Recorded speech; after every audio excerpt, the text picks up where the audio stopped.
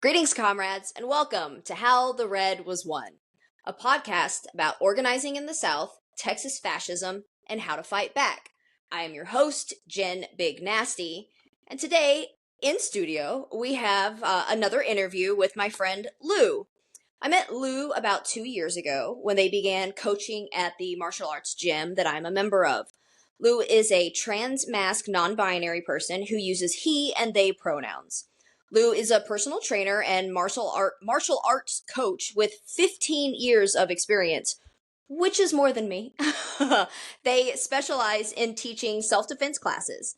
Lou is joining me in studio today to discuss some of the issues facing queer and trans Texans, how we can fight back against this open oppression, and the importance of mutual aid and self-defense in the queer community. Welcome, Lou. Thanks for joining me today. Thanks for having me, Jen. I'm just thrilled to be here with you. Thrilled. All right, so we can just jump into it. We'll talk a little bit just about like who you are as a person and kind of what brought you into this fight, and then like what the fight is. So you're just over 2 weeks into recovery from top surgery. How are you feeling physically, mentally, and emotionally, and just anything you want to talk about your personal transition story in general?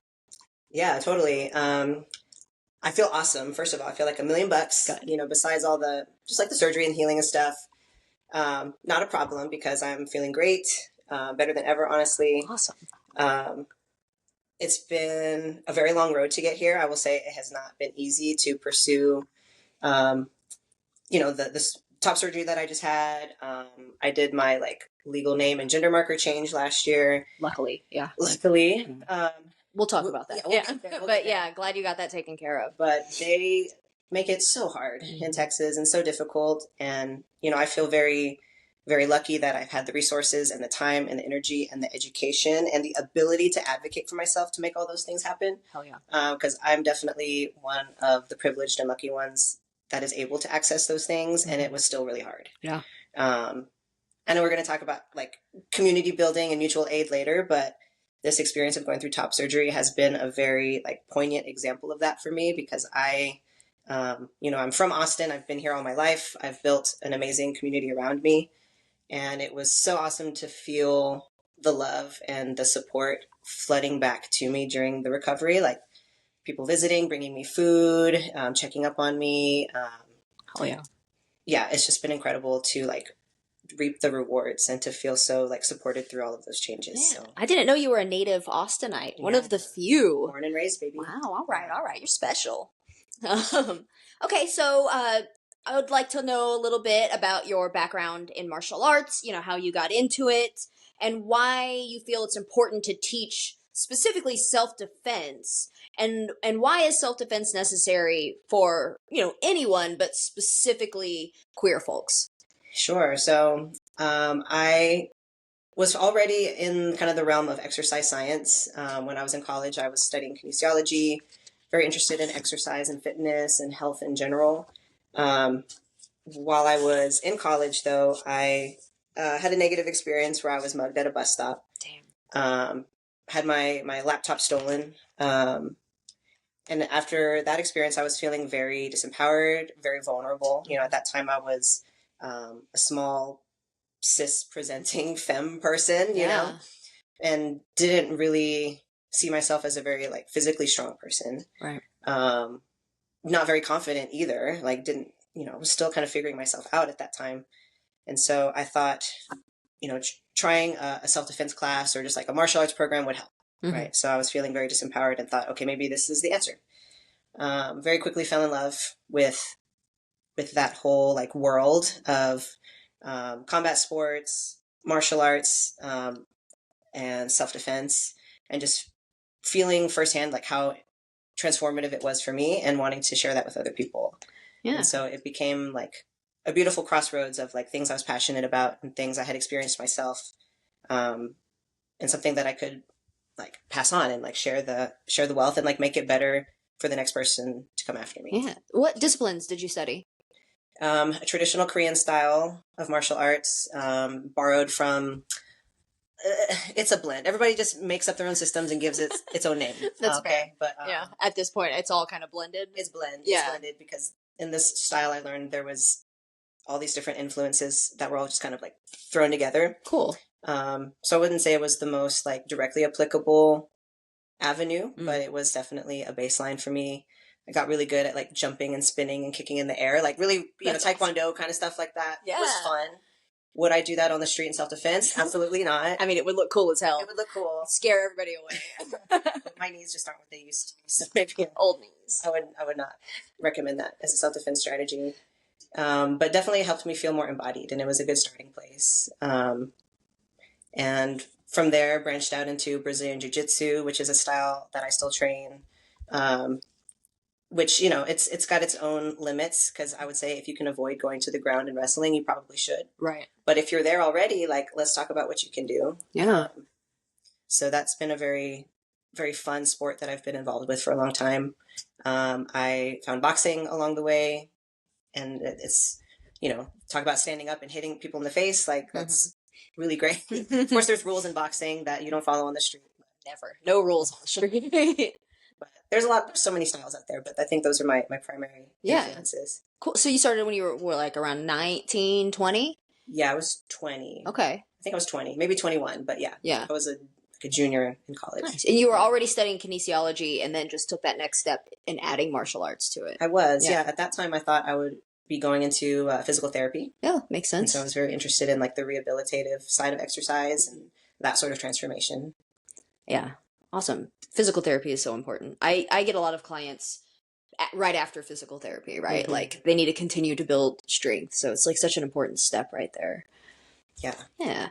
Okay. So talking about the importance of self-defense and what that looks like. I guess I didn't really even write this question explicitly down, but surprise question. That's okay.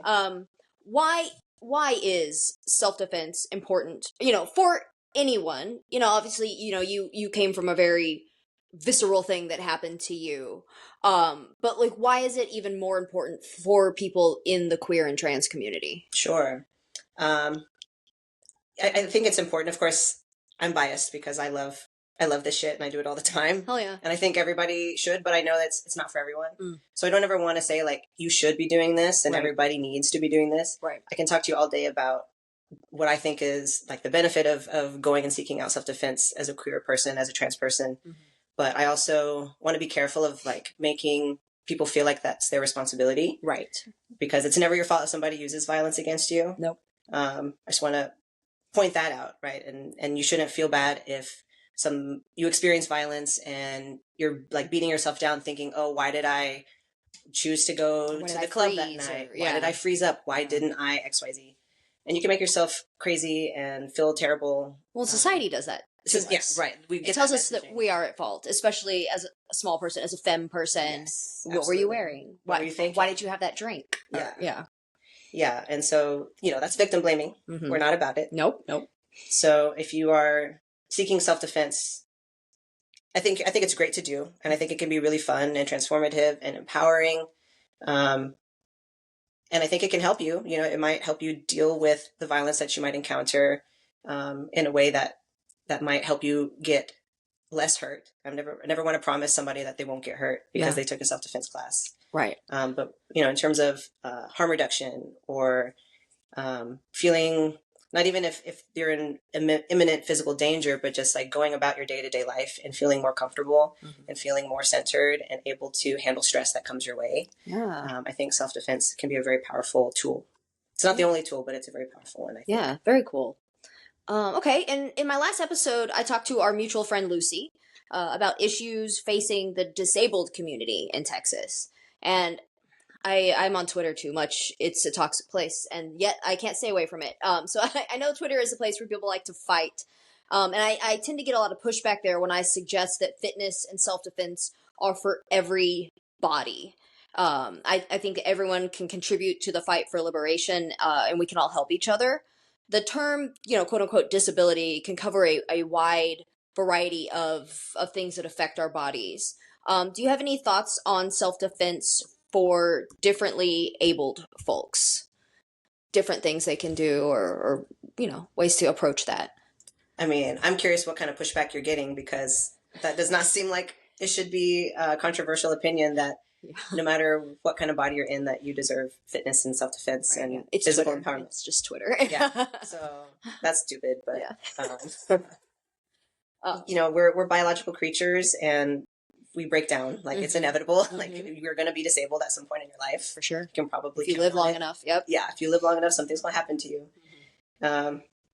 So to say that like some people are more deserving than others of these skills, I think is just silly.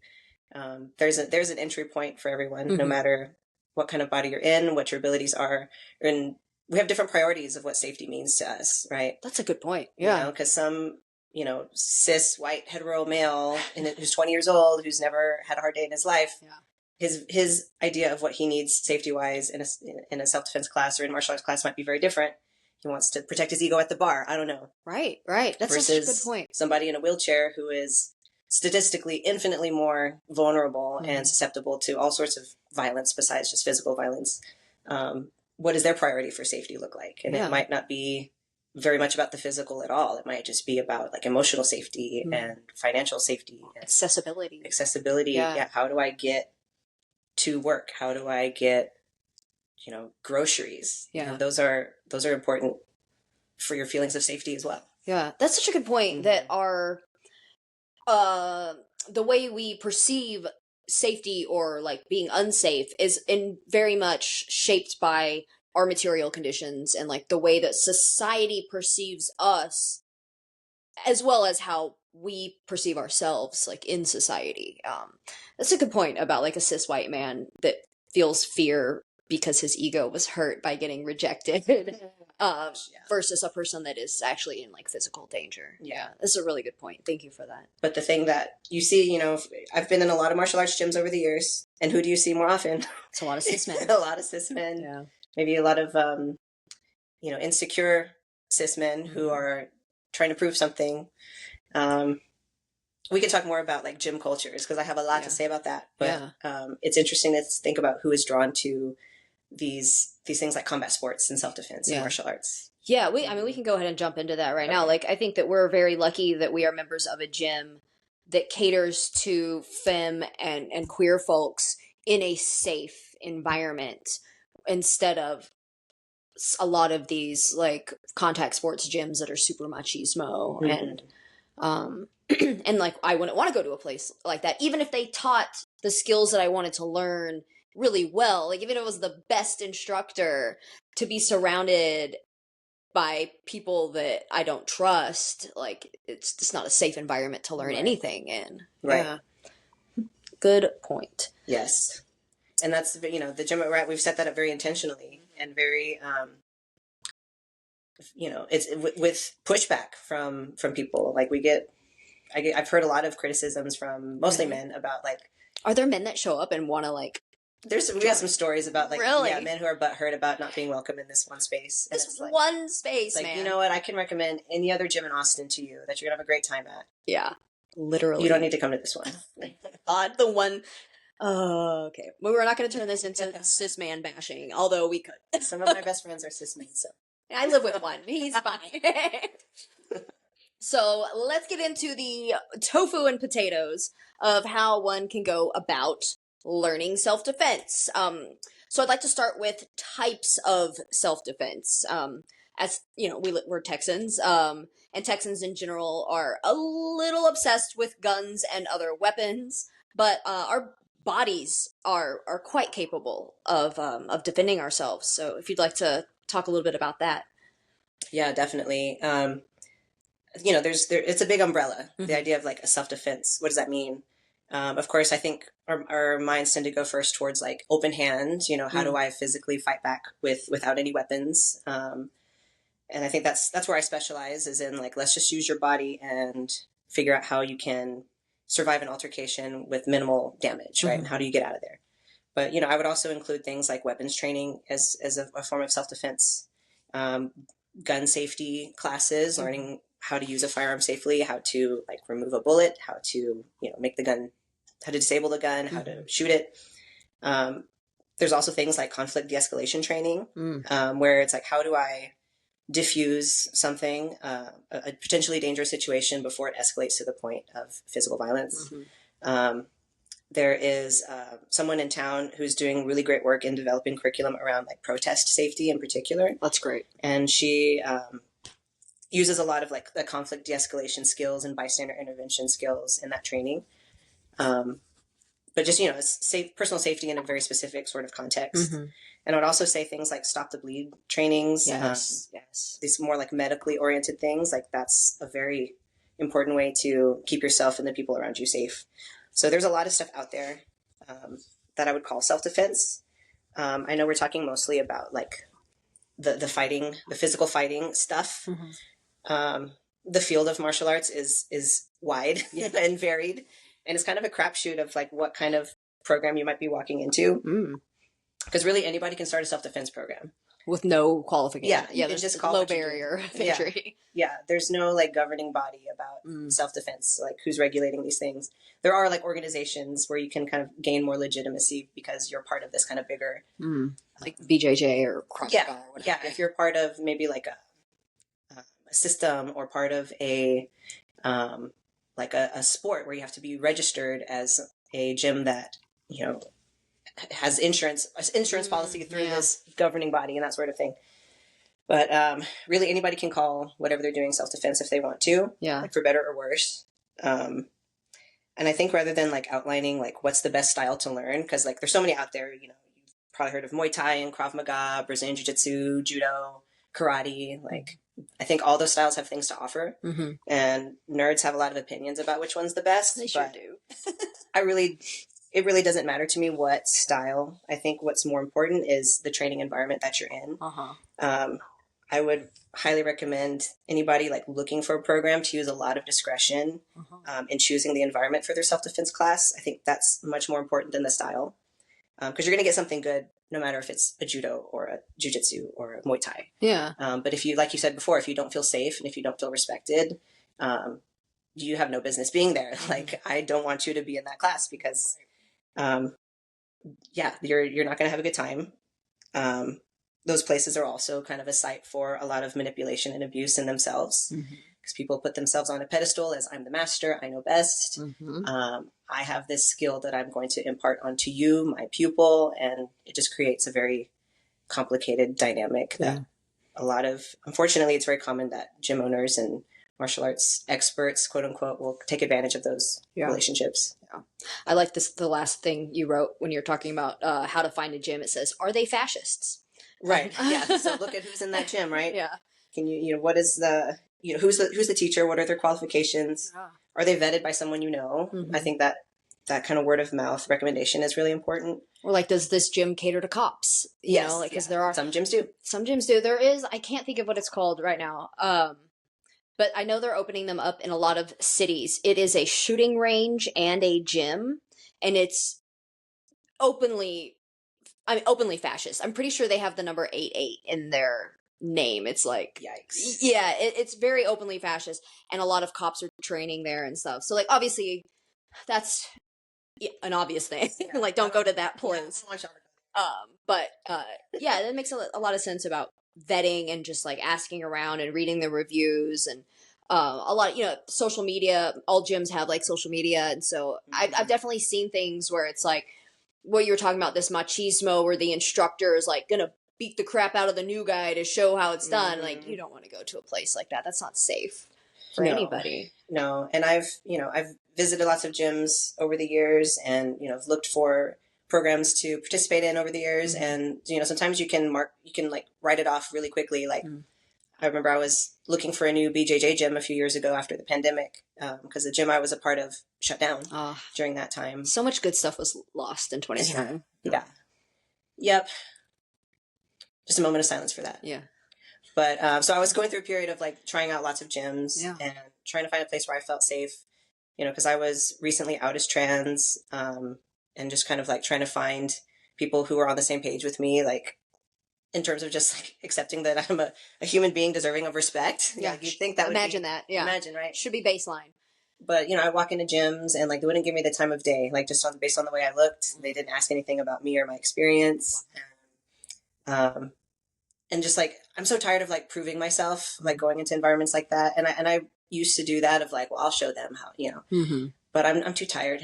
Yeah. And who am I trying to impress? Right. Like, whose validation am I trying to get here? Mm-hmm. So I was able to write a lot of those places off right off the bat, but I had to like go and see for myself. Right. And sometimes, like social media, you get some clues based on their social media. Like there was a gym I was going to go visit, and literally the day before the class, I saw like a transphobic joke on their story, and I'm like, all right, well, wow. Thank you for posting that. Actually, thanks you. Yeah, I'm not going there. No, that's it. I wanted to loop back around on some of the things you were talking about. Stop the Bleed classes. I went to one about a month ago. It was actually right after your self-defense class. I showered and went to a Stop the Bleed class. Wow, what a personal safety. For real. And it was put on by Austin Street Medics. Mm-hmm. It's a free class, and they talk about, how to stop catastrophic bleeding from, it's like car accidents and bullet wounds mostly. So it was a really good class, and it's free. They offer them often throughout the month at different libraries. So I'll add that to the the show notes. We're gonna have a lot of links in the show notes today. And then you mentioned something about protest safety, and I definitely want to look into that. I actually decided not to go to the Palestine rally yesterday, and I haven't been in several months, and I was thinking about it the other day because I enjoy going to protests. I feel like it's an important thing to show solidarity or anger or whatever it is that you're out there in the streets doing. But a few months ago, I was marshaling a protest, and this person wasn't even a counter protester. They weren't a Zionist. It was just somebody who was really upset about the traffic, right? About having to stop to let the march through. And I understand that. She's probably in a hurry. It's frustrating, right? But she got out of her car and she had a gun stuffed in the back of her pants. And me and a comrade of mine were the people that were right there, like standing in front of her car. And she kept reaching her hand back there. And, I stayed very calm as she was like yelling in my face.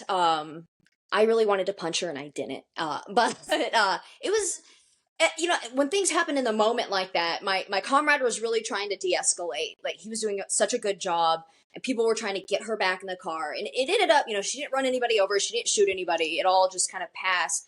But it was a good 5 minutes of really intense confrontation. And afterwards, at our next organizing meeting, the comrade that was with me, he did a whole section about de-escalation. And then I taught everybody how to throw a cross. I was like, it takes both, right? We do, de-escalation obviously is number one, right? You don't want to have to get into a physical altercation if you can avoid it. Right. But generally, we aren't the ones starting that, right? The fascists, the cops, the people who wish us harm are the ones coming at us while we're just trying to live our lives. So I'm glad you mentioned protest safety and de-escalation, because those are huge things that we don't really talk about a lot, right? Mm-hmm. Very good. Okay, so tool, methods, and classes. We talked about classes a little bit, but are there any tools that you would recommend? Do you recommend that people carry? Do you think something else is a better idea? What do you think about that? Yeah, it's a question I get a lot of should I have a gun? Should I get a taser? Do I need pepper spray? What should I do? I think that's a very personal choice. Mm-hmm. And I think you have to consider, all the factors going into that decision. I would say whatever choice you make, just get educated about the tools that you choose to use. Mm-hmm. I would say, don't go buy a gun and without knowing how to use it. Right. I know you can. They've changed the laws now to where anybody, you don't anybody just go buy one. You don't need to take a class first, which is just insane to me. Wild West shit here. It's it's are they going to do that with cars next? Can you just go buy a car and start driving it and not have a driver's license? Those things kill people. People die all the time in cars. Yeah. It's the most dangerous thing I do on a regular basis is drive. Yes. Yeah. So I guess, that's self-defense too. Go take defensive driving, y'all. I've taken that class so many times, man. In my 20s, I got a speeding ticket every year. I could teach that class. But whatever you use, know how to use it. Yeah. And I think it's a personal decision. For some people, a gun makes sense to them. Yeah. And I would say, okay, if you make that choice, get as educated as you can, Yeah. practice with it. I had read something recently that in the last few years, the amount of like leftist people and liberal people that own guns has gone up like exponentially. Yeah. And I think there's a lot of people out there that in the past maybe would have been resistant that are now seeing just how prevalent guns are. I mean, we're in Texas, like We are in Texas. guns are everywhere. They're Yeah. part of our reality. You can't let the right have them all. Yeah. I want some guns. Actually, not really. I'm trying to be resistant to that. Yeah. That's my personal choice That's and totally. where I live and all of that. Because I also know that anytime you introduce a weapon to a situation, the risk and the danger increases exponentially. Like Of you getting shot. of you getting shot and everybody getting hurt or hurt more severely. Like it's just increases the stakes of the situation. And that, you know, the example you just gave of the protest, the woman with the gun, like, you know, you were acutely aware of that weapon and the potential for things to go extremely dangerous sort of situation. And it really like increases the stress of everybody involved because like she knows she has that gun too. She's very confident in that fact. Yeah. And that's what made her so brash. I think she could have easily also gotten hurt herself, like really badly. Yeah, that was a crazy situation. I also think when it comes to things like gun safety, especially as a Texan, even if you don't plan to ever own one yourself, I think it's a good thing to just take that class, just because they are so prevalent in our society, that if you have even a little bit of experience in like holding one, touching it, shooting it, understanding how it works, it does make you a little less freaked out if you ever are confronted with a situation where there is a weapon drawn. Yeah, 100%. And that's just like with self-defense classes, right? If you've never experienced like a physical altercation, of course, in self-defense, it's a very controlled environment with a person that you trust, hopefully. But if you've never like threw a punch at somebody before, or you've never felt somebody like grab your body and move you around, like it's very startling and very overwhelming. And guns too, right? You see a gun and you freeze up. Yeah. But if you can experience those things in a controlled environment, even if you have no intention of ever like boxing or like going to compete in Brazilian Jiu-Jitsu or to go like to the shooting range, just having that exposure, I think can be very valuable. Yeah, just mentally. Yeah. So you were just talking about the importance of pushing yourself out of your comfort zone in a safe and controlled environment. Can you talk a little more about that? I think, you know, when people start self-defense classes, they think like, I want to learn all the techniques and I want to learn all the possible scenarios I might be in so that I can just be safe in all of them. Like I've been doing this for 15 years and I'm still working on that of like, what if this happened? What would I do? What if I was in this position? What would I do? And it's a never ending pursuit because there's just like so many possibilities you can imagine. Yeah. So I think more importantly than like learning a specific like catalog of techniques, it's like you said, putting yourself in that environment where you're a little bit uncomfortable, you're a little bit overwhelmed. Yeah. The stress is a little bit difficult to handle. What can I do now? Right? Because you're not going to be able to thumb through your catalog of like, I remember learning this, you know, technique number 28. If someone pulls my hair, this is what I do. Yeah. So I can't prepare you for every like possible scenario, but the experience of increasing your physical stress, like I said, in a controlled way, and we can just like do some jumping jacks and we've increased our physical stress, right? Maybe we're a little bit uncomfortable because somebody that we just met 30 minutes ago has now got their hands on your neck, right? You know you have an out, you can tap and they will stop. But even with that out, it can still be very, very overwhelming, right? And so being comfortable with that little bit of stress, I think is the most valuable thing you can get out of taking the class, rather than learning a specific technique or even like a series of techniques, but just being able to act under pressure and be able to think a little more clearly because it's not the first time you've encountered that situation. Yeah. I've taken maybe 3 of your self-defense classes, and I'll say that they are also fun. Like it's, you know, like I'm also a crazy person, but like and I enjoy like you were not new activity. to physical activity. Yeah. You were not new And to contact sports. yeah. But it is, you know, I think it's good to be around, you know, people that you at least know a little bit and trust, and know that it is a safe environment. And then you are able to really push that and like you know, like my friend that I take that class with a lot, and like we were really like after a few times like grabbing each other. Oh yeah. Like to the point to where it's like we wanted to make this hard on each other the way that it would be in like a real life situation rather than just like a gentle little push, right? Like really kind of upping that ante a little bit, but knowing that like I trust this person. Yeah. And it's so cool when you find that, right? And you find people that are like at the same level as you. You've built that rapport over a period of time. That trust is there. Like some of my like best friends in the whole world are like my training partners that I've gone there with because you have pushed each other so hard and you've stayed safe and healthy. And now you're fucking badasses. Yes. And it feels so good. And, when I've seen you train in those classes, I know exactly who you're talking about. And for me as the instructor, I'm like, okay, I need to go monitor Jen, make sure that they're not going to run into the wall or something. And if I do, I'm fine. They'll be fine. But also like, let me go make sure that they're pushing the edge, but it's still in a safe way. But it's fun for me. I love seeing that kind of like, I love seeing people open up and then other people in the class see how hard y'all are going and that you're okay. And then they feel like, oh, I could do that. Yeah. And they're like, well, yeah, I want to go a little faster. Yeah. So it's a great leading by example. So thank you. That's all I'm doing. Thank you. Well, I like that phraseology. So let's shift a little bit. I am part of a mutual aid group called Red Help ATX, which you can join us anytime. We're always looking for new comrades, new people to help out.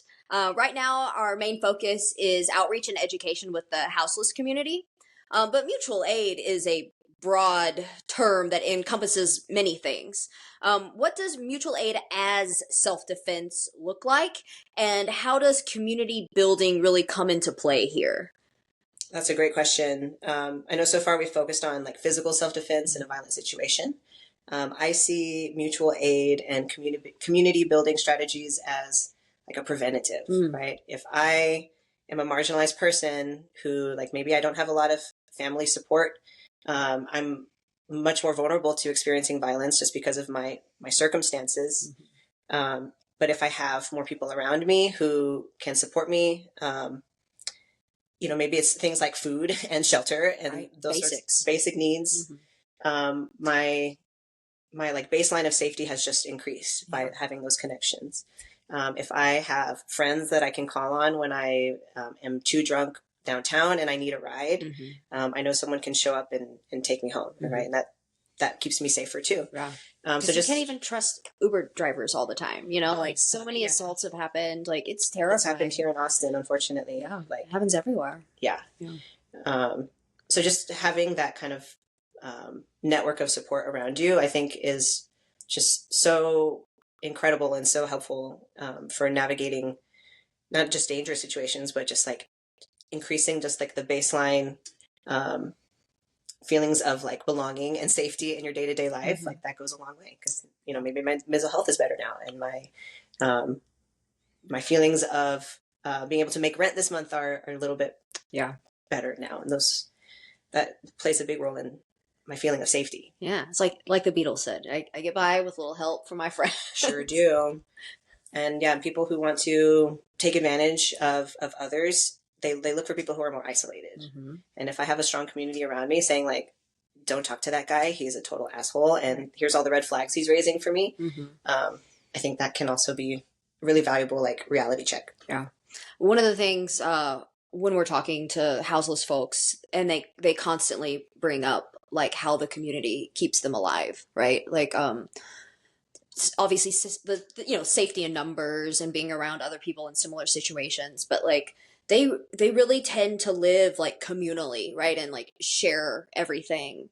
And it's obviously, it sucks that like we have these massive houseless communities because of capitalism, because housing is a commodity and it's getting more and more expensive here in Austin. Like it's just unattainable. And the last time I was out there, I asked a guy how long he had been on the streets, and he said, "Oh, this time 11 days." Like housing is just so precarious for so many people that they'll have it for a little while, they'll crouch surf, and then they're back on the street because that falls through. That person loses their housing or their situation changes, and often all people really have are each other. And it is so important, especially as like marginalized people, that we all build these communities to protect ourselves, for sure. And it's huge in the queer community too. Like it's, I found the housing I'm in now because of queer community, Mm-hmm. right? Just finding somebody who knew somebody who was looking for a roommate. And now I have a safe place to live with people that I really love. Hi, Aw. roomies. I love you. I'm sure you're listening. You better be You listening. better be. And rate and review. And tell the other queers to do it too, please. Yes. But yeah, I've experienced it firsthand of just how valuable that community building is and how impactful it is in just changing the trajectory of my life. Going through top surgery with other trans people who have been through it, it's just like, it's changed everything. That's so cool. Yeah. Yeah. Okay, so let's continue shifting towards more mutual aid stuff. There's a lot of reasons to never call the police, and they vary across different oppressed communities, but generally it boils down to the fact that the purpose of the police, here, at least under capitalism in the US, is to, one, protect capital, right? Protect it. They protect moneyed interests, they protect property, and the rich in general, and two, to keep oppressed communities in their place. Like, those really are the main purposes of the police here. Can you expand on the danger of calling the police specifically for queer and trans folks? And then what are some alternatives to calling the police in a situation where, like, a rich person might be like, I'm just going to call the cops. Like, what are alternatives? Yeah. I'll start first with just shouting out a great resource called don'tcallthepolice.com. There are so many situations where we can avoid that sort of like violent confrontation. Maybe you need mental health services. Maybe this is somebody who needs to go to a sobering center because they're intoxicated and a danger to themselves, but police aren't the best equipped to handle those things. If you call the police, you're going to get a patrol officer, and it's kind of a crapshoot of what kind of officer you're going to get. It's usually a man with a gun, though. It's usually a man with a gun. Yeah, they all have weapons. They course. do all have weapons. Yeah. So I would say if you're not in the violent situation currently, try don'tcallthepolice.com. Yeah. For some just more options for just like community resources and agencies that are not about law enforcement but can offer help. Yeah, and I had that website pulled up. So it's divided out by city. So then you would like click on Austin, and then from there it's divided into like why you need a resource, housing, LGBTQ, mental health, domestic violence and sexual assault, youth, elders, crime, and substances. So there are resources. Those are all the things that the police generally handle. But there are resources outside of that system that are available. We're lucky in Austin that we have these resources and that they're compiled right here. So again, I'll link that as well in the show notes. But yeah, thank you for sharing this website. For sure. And so you're asking like, what are the dangers to the queer community and trans folks interacting with the police officer? Yeah. It's just like not knowing if they even like respect you as a person. Right. And just kind of like, just having to like trust that they'll judge me based on the way I look and choose to treat me respectfully and nonviolently. Have you noticed a difference in the way you're treated as you've been presenting more masks? Yes. Yeah, that's definitely starting to change because I think I'm perceived more as a man than I used to be. Especially, going through top surgery now. So I'm not able to like lift weights right now, or like I'm still limited in my physical activity while I heal. And so I've been walking around my neighborhood a lot. And there was a morning, like one of the first mornings that I went out with my new flat chest. I'm like feeling so great walking down the street. I don't know if flat is the right word. Buff. That's true. You can see my pecs are popping your out. Pecs, yeah. But it's masculine. I have a masculine chest now. Yeah, you look great. Thank you. I feel awesome. And so on that walk, I passed a male jogger who did the bro nod at me, and I was like, I did the bro nod. You giggled. I was giggling inside, but on the outside, I was like, sup, bro. Learning the code. And so I was like, wow, that's cool. And then like literally like minutes later, I encounter a femme presenting jogger. She looks like a cis woman, and she's jogging like right towards me. We're on the same side of the street. And when she makes eye contact with me, we're probably like 50 yards away. She crosses the street. Right. Because she sees you as a man. She sees me as a man. I was like, whoa. Yeah. That's never happened. Wow. It's the first time that's happened to me, where like somebody sees me on the street and sees me as a threat. And I'm not taking that personally. Like I'm so glad that she like was paying attention. She took the steps she needed to feel safe.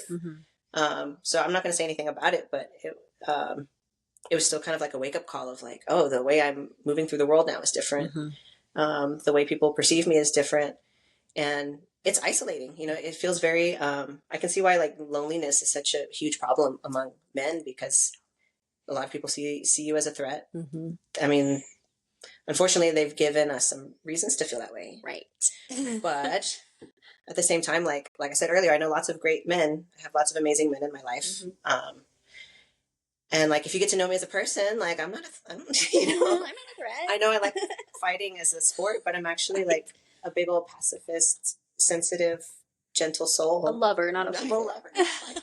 I have a friend who is trans femme, and she told me recently she got catcalled for the first time, and I was like, congrats. The world perceives you as a woman now. Also, I'm very sorry. She's like around 30. And it calls me sometimes with like, you know, fucked up things that have happened to her. And it's so jarring hearing her go through this right now. Whereas cis women generally learn this around 14, 15 years old, when we start being perceived as women by the men around us, right? And like it's been just interesting for me to like watch her experience this as someone who up until now the world had perceived as a white man, and is now like, holy shit, like it is very different for women. And you know, as a trans woman specifically, trans women are attacked at much higher rates than cis women. Yeah, Black trans women in particular. I think we're about to get into we'll get this. there. Yeah. But yeah, for me, you know, as a trans man, I recognize that I'm stepping into more privilege and seeing like men treat me with more respect. And like, this happened a few months ago. It was one of those like kind of double-edged sword of like, oh, that was very affirming, but also like, that's fucked up. Yeah. Where I was walking out of the gym, and there was a man in the parking lot whose car had died. Like the battery needed to be jumped. And I've been in this situation before, like on both sides of it, of like helping a man jump his car. And like, my dad taught me how. Right. Like, Yeah. I know this. Everyone if you drive a car, you need to know how to change a tire. You need to know how to use those jumper cables. Let's add that to the list of self-defense. Yes, classes. for sure. Car maintenance. Yeah. But every other time before this time, when I've been in that situation, perceived as a woman, the man always like takes control of it and assumes I don't know what I'm doing, right? And they talk down to you, and they're very paternalistic and like, oh, I'll handle this, you know. But this guy was just like so ready to let me help, and so ready to just like let me like do it for him. Yeah. And he was like, thanks, bro. And I was like, oh my God, for once a man thinks I'm competent. Oh, and because he sees you as a man. So he let me jump his car. And it was affirming, I guess. Yeah. I mean, it's nice to help, you know. Just let me help. Just let me help you, man. So the trans community is currently being used as a scapegoat by the fascist right. The right wing continues this age-old playbook of attacking, you know, a quote-unquote powerless minority. And right now it's specifically immigrants and queer folks. You know, and they use this method to distract from how the contradictions of capitalism are oppressing the working class. And, you know, they've been doing this forever. But it still works on those who are unwilling to really sit down and examine what's actually happening around them. Everybody loves an easy answer. We love a scapegoat. So what does the queer struggle in Texas look like right now? It's fucked. That's really what I'll say. Yeah, in the last few years, we've seen an exponential rise in like anti-trans legislation, attacks on rights for transgender people, queer people. I mean, we don't have abortion in Texas anymore. So anti-immigration laws, like they're really throwing it all at us. And those attacks on abortion are attacks on bodily autonomy as a whole. Yes. So it affects cis and trans people of all genders. And like the fact that they are doing away with like access to gender affirming healthcare for minors, like that's not allowed in Texas anymore. Like I know families with queer kids that have left the state because their kid couldn't get their hormone blockers or, you know, whatever it is that they need. Yep. A lot of my friends have already left or are talking about leaving Texas. So it's, you know, it's really scary right now, not just in Texas, but in just the United States as a whole. There's a really great podcast that I would recommend called the Translash Podcast with Amara Jones. She's a Black trans woman who does a lot of work on kind of documenting just how fucked up everything is politically. She had a whole like mini series called, I think it's called the Anti-Trans Hate Machine, which is talking specifically about like why we're seeing this sort of rise in anti-trans legislation. You know, what kinds of laws are they trying to pass, and like who is funding these efforts, who is behind these things.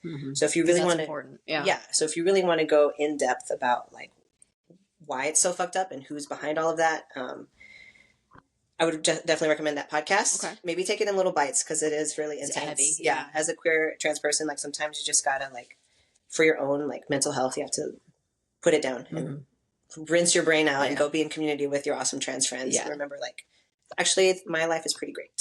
Rainbow and sunshine. Right, yeah. Yeah. Even though politically it looks like shit, I've got great friends. Yeah. I've built a little community that's kept me safe. So important. But yeah, a big attack on rights. We've also been seeing just a rise in hate crimes against marginalized communities. We can link this article in the show notes, but we've got some data on like the murder rates of trans people in the U.S. doubled between 2017 and 2021. Doubled. And so this was, during the Trump presidency, right? And beyond in 2021. That's right. Yeah. That's right. And I've seen other, data on like the rise of hate crimes against other communities as well in the last, how many years ago was 2017? 7. Yeah. In the last 7-8 years, we've seen a lot of rise in hate motivated violence. Yeah. I have some numbers here that I pulled from that article. The number of trans people who were murdered in the U.S., you said, doubled between 17 and 21, according to the nonprofit Everytown for Gun Safety. Of the total victims, 73% of them were killed with a gun. And in 2021, 56 trans people were murdered compared to the 29 reported deaths in 2017. And these are also just numbers on like out openly trans people that were murdered, like, and whose cases were reported to the police.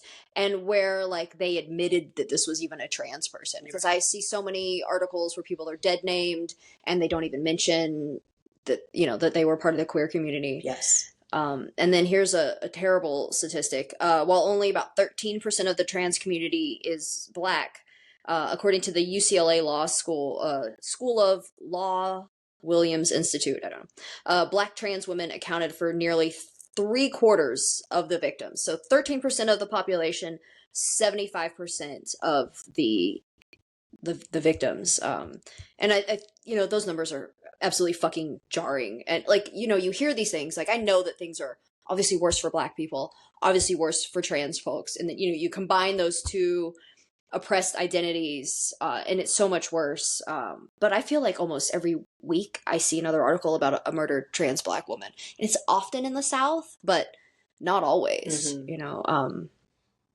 So yeah, self-defense and good community around you is super important. And I don't have the numbers on it right here, but there are a lot of trans folks that end up homeless because, maybe their family doesn't accept them or they haven't been able to build that community yet. And so, crimes against the houseless are huge.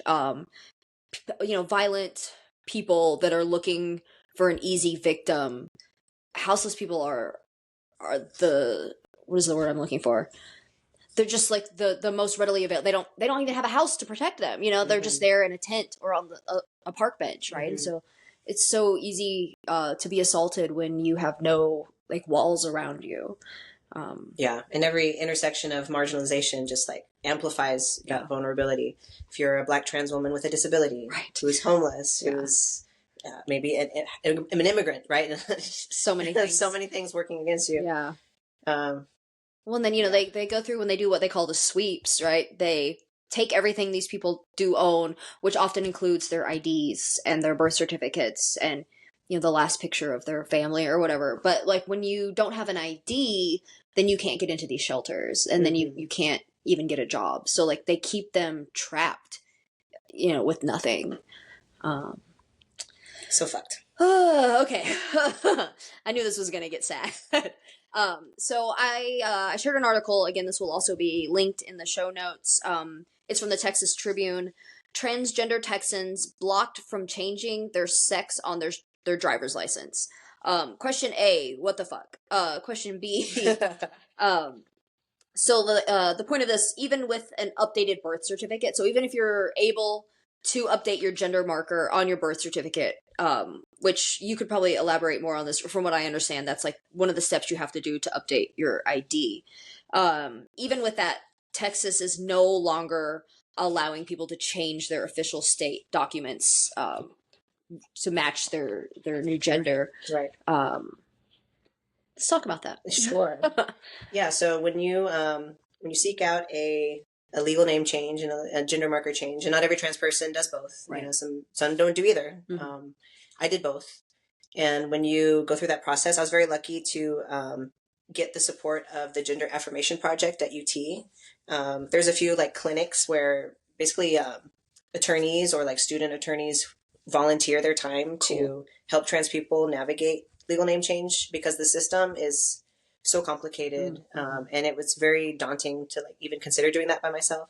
So I had attorneys holding my hands and like helping me fill out the paperwork, because there are so many steps. And so when you file for a legal name change and gender marker change, you have to fill out this whole application, and then you turn it in.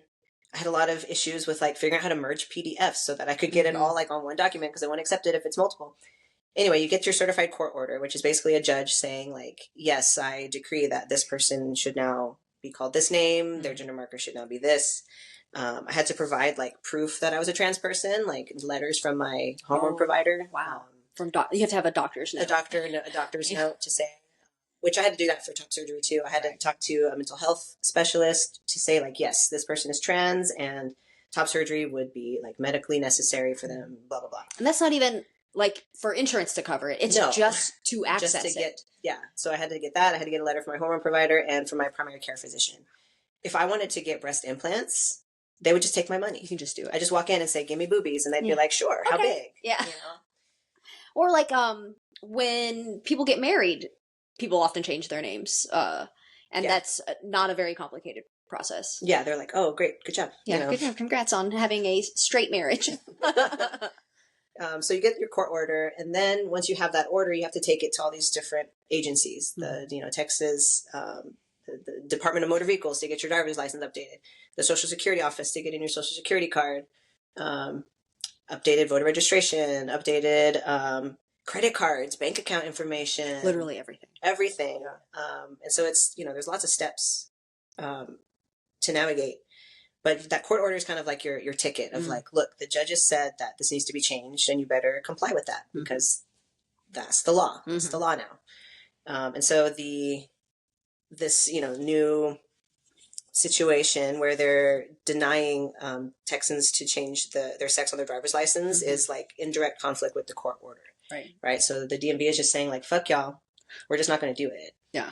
And I've been following kind of the development. This was about a month ago that this came out. And they're just basically like put a pause on everything. Like trans people that are in the process of getting that court order, they're like just kind of like waiting. Or the legal aid clinics themselves, they've like postponed the like dates for the next one because they don't know like what to do about this yet.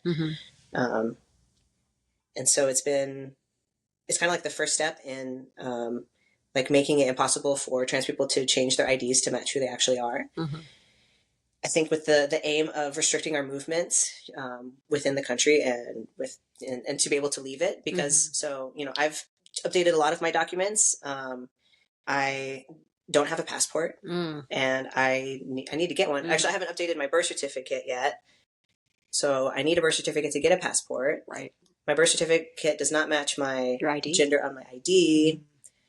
So anyway, I need to talk to a lawyer again to get that all straightened out. I think I can still do it, but it's like... It's going to make it more complicated. It's complicated and scary, and like I know trans people right now who are trying to go through this process, and now they're like, well, fuck. Yeah. Now I can't change the gender marker on my ID. Right. This just exposes me to so much vulnerability. If I am stopped by a police officer and, I look different than the little marker on my ID, like, what is that going to mean for me and my safety? Right. Yeah, I think about when we have to go through those body scanners, like at the airport, and they mark before you go through it if they think you're a man or a woman. Oh yeah, those And go off of me every time. I bet. Yeah. Maybe not anymore, but Maybe not anymore. Maybe not anymore. Yeah, but a lot of times like trans women would go through it and they mark woman, but then there's like something in their pants or whatever, right? And so then they have to get like extra scrutinized. Yeah. Yeah, same for me with my chest. Wow. They're like, what are you stuffing in there? What are you? Yeah. Cocaine, bricks of cocaine in my chest. That might be less problematic for them in some ways. I mean, so yeah, that's a good point that it's a way to restrict movement. And it's also just a way to like legally deny who you are. Just straight up be like, nope, you're not. You're what we say you are. Like with no personal like choice in it. Yeah. And then I know they've also been trying to make lists, literal like Nazi shit, like lists of people who are attempting to change their gender marker. Yeah, fucking Ken Paxton. I don't know, he's just obsessed with us. Maybe there's something he's got to check his hard drive. Yeah. But he's made multiple attempts in the last few years to like obtain lists of trans Texans who have attempted name and gender marker change. I might be on his list somewhere because I think the first time he like was ordering the DMV to provide him with this was in 2022. Holy shit. And it's like, give me the data for the last 2 years. So like he's trying to like create a database or something. Yeah. And I know he approached PFLAG with the same thing. Like, give me a list of your members, give me a list of everybody who's in your organization. And they were like, fuck you, no. Right. And I know lots of like really like tech savvy trolls are like flooding his all those reporting things. Yeah. I love it when they do that. Yeah. So activism can happen in so many ways. Yeah. Beautiful ways. But they're trying to foil his attempts to like make this list. But it's like, what the fuck are you gonna do with that, Ken Paxton? I think we know. Yeah. Whew, okay. So, as a materialist, I try to look at the interconnectedness of the struggle of all working class peoples under capitalism. All working class folks are oppressed by capitalism, by the bourgeoisie, the ruling class, but many of us have to deal with added struggles on top of that because of patriarchy and racism and homophobia, transphobia, anti-immigrant racism, et cetera, right?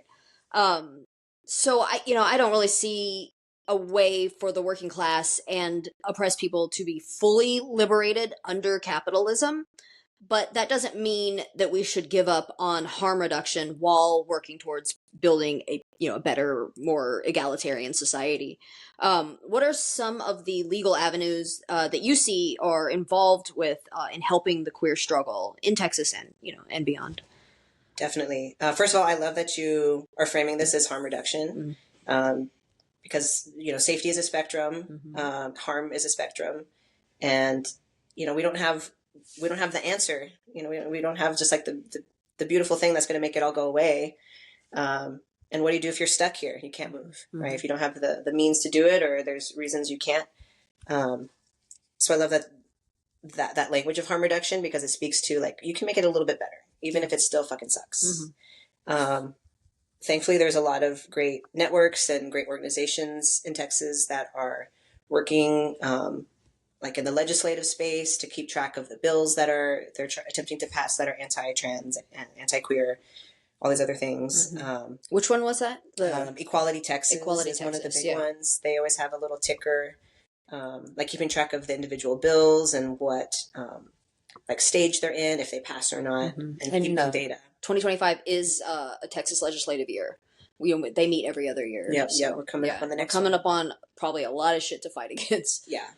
The Transgender Education Network of Texas is another big one that they're very active in the legislative space, very active in Austin and showing up for protests, and just also like general education on trans people in Texas, because it turns out that most cis people have never met a trans person. Or not that they knew. Not that they knew, right? Yeah. Not that they knew. Yeah. And so I think it's just that like the unknown is what's scary to people sometimes. Yeah. I think I of course I don't know where I'm pulling this number from, but I remember being in one of these like trans education like workshops, and they were saying like only 20% of cis people have ever met a trans person. Wow. And it's like, I'm so sorry for you guys, because we're fucking cool and so rad. I'm so sorry you've never had the privilege. But it was really eye-opening to think of like, oh, you don't even know like who these people are. So to have groups that are like taking that on of like, hey, let's just educate you about the trans community. Yeah, rather than like the misinformation that is loudly being proclaimed. Absolutely. By the far right. No, that's an interesting point. You know, it's like you see all the time these like conservative parents that are super against something like gay marriage until their kid comes out. And then they like, oh, well, I love my kid and I really like their partner and they're happy. Oh shit, maybe this is just fine and normal and not a big deal. And like sometimes that really is all it takes is like meeting a person that is a member of this community and realizing they're just a normal fucking person. Yeah. It's nothing scary about it. Yeah, that's like the best possible outcome, right? Yeah, for sure. It doesn't always go that way. It doesn't. And there are so many people that lose their family that way. But yeah, I've got a lot of very enthusiastic cis friends that are like all about trans rights now because they know me, and it's like, you're so cute. Look at you. They're like, oh, what are your pronouns? And they're like so proud. I love that. Yeah, that's important. Yeah, sweeties, they're getting there. So yeah, I would say if you're interested in like volunteering, these are great organizations to get involved with. Cool. I mentioned the like name and gender marker change clinics earlier. If you are a trans person in Texas, absolutely seek out the Trans Legal Aid Clinic of Texas or the Gender Affirmation Project at UT, because they are angels and they will help you pursue the name change that you need and the gender marker change. Very cool. We'll see how that works out, but they're going to be the most informed and the most up to date on like how to navigate the systems as they change. Awesome.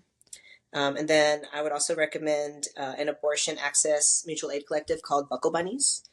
This is a group that is helping Texans who are in need of abortion medical care to access it outside of the state. It's very centered around sex workers and the queer community. So it's a very safe and affirming group of people to reach out to if you're a queer person who needs an abortion, or a trans man who needs an abortion. Yeah. Because I feel like those groups tend to be overlooked sometimes. Yes. You know, I have a uterus and I know I'm on hormones that kind of change things, but I could still get pregnant. Things can happen. And if the body is amazing. Bodies are crazy, right? Yeah. And if I got pregnant, I would be at a higher risk of an ectopic pregnancy. That's like one of the like... Because of the T? Because of being on testosterone. Interesting. Yeah. And so if I would have a high risk pregnancy, which would make me more, maybe more needing of an abortion potentially if things did not go, you know, and develop correctly. Yeah, if the fetus was developing in my fallopian tubes, I need a fucking abortion or else I die. Yes, right? Anybody would. Yeah. But yeah, those are still, and doctors here are so scared to be, charged with murder. I get it, but also like you're a fucking doctor. Like, that is your job. Yeah. So if you or someone you know is in need of that sort of medical care, Buckle Bunnies. Cool.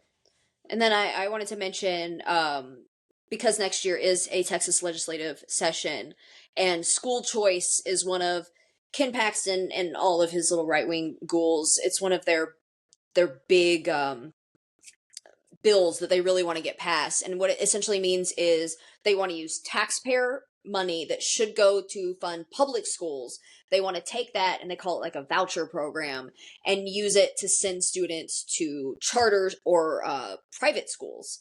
And so private schools and charter schools do not have to follow Title IX rules against sex, gender, and orientation-based discrimination. So they're literally trying to take taxpayer money and send it to these generally like religious organizations that are not going to even the bare minimum that Title IX is, and it definitely isn't enough.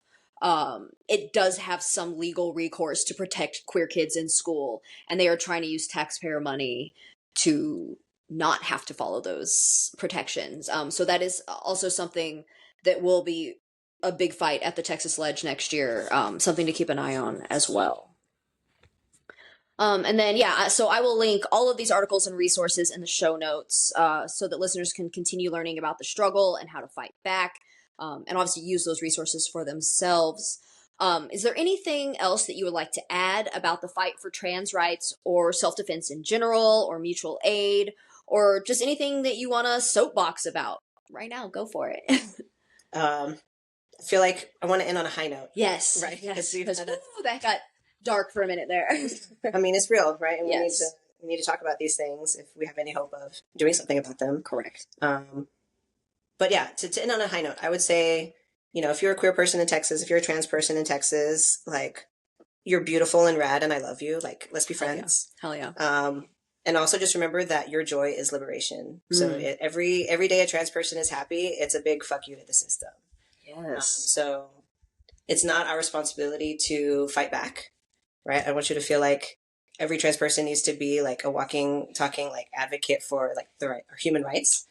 I feel like a lot of times we get put in those positions, and I'm here voluntarily, by the way. Jen did not make me do this. No, I did not force Lou to come over.